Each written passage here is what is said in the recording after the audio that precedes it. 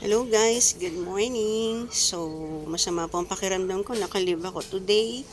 Dahil sobrang sinipon po ako at nabasa ako ng ulan nung nakaraang araw. So, ito po, paggising ko, pagbangon ko, tinignan ko ang aking mga tanim na ampalaya. So, nakakatuwa po siya. Hindi po ba halata sa aking boses na aking may sipon. So, ayan po, ang dami niyang bunga guys. So sana lumaki yung bunga niya at mapakinabangan po namin. Mahilig kasi ako sa mga gulay. Lalo na sa ampalaya. So ayan po. Tatlong puno lang ito guys. So makikita niyo siya oh. Napakadaming bulaklak.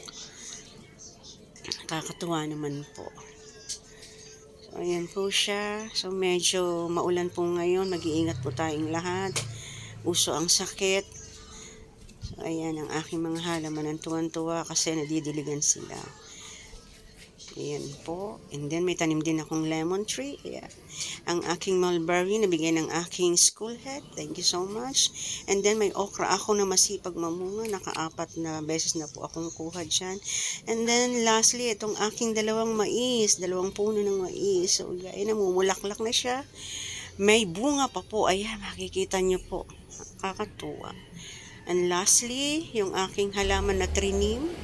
Napakaganda. Hindi ko alam kung ano tawag dito guys. So money plant po ata ito. Ang ganda niya guys. Hanggang dito na lamang. Bye-bye!